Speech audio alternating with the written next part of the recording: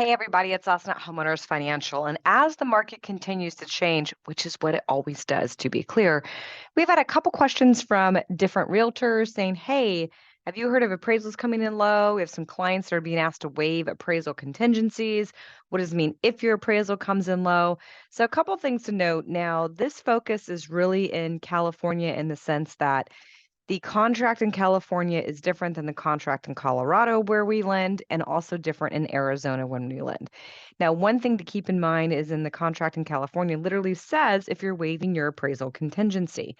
Now, that does mean that you're waiving it from value only. There is a little clause in there, and as long as that clause is in place, because you could technically waive that as well, if there are issues with the property from a health and safety perspective, those can be called into order. Those can continue to be brought back and negotiated and discussed.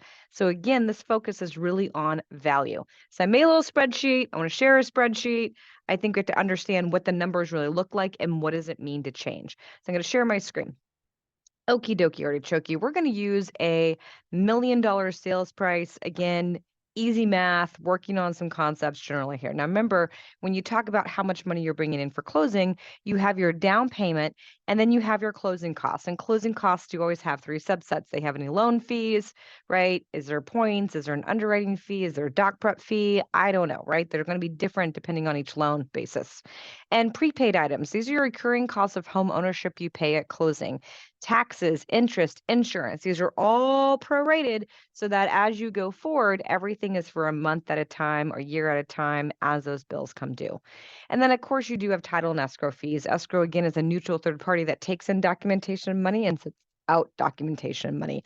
So there are those fees. Now, these can be negotiated on your contract of what title and company you're using, but I'm throwing some placeholders in here. Again, the intent is to show you what your total cash to close would be changing depend on values. So we're starting with, a 20% down, $1 million purchase, and you'll see that I have the appraised value and the actual sales price as different numbers. So let's say your appraisal comes in at 900. Now, you could have a loan program that allows you to go to 89% loan to value with an $800,000 loan, right? And we do, fun fact, right? But the reality is the loan amount in relation to the appraised value is what's going to drive your loan to value. Different loan programs have different loan to value requirements. Okay.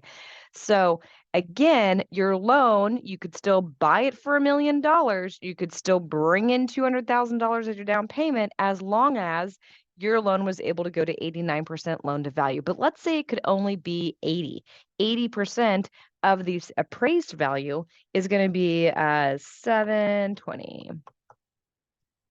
So in this scenario, you can see you weren't bringing in another $100,000, even though 100,000 is the difference between the sales price and the actual appraised value. You're only bringing in that difference, right? Again, 80% loan to value, 20% down. You're only bringing in that delta, that differential there. And in this scenario, yes, you are indeed bringing in more. So you could still pay $1 million for it.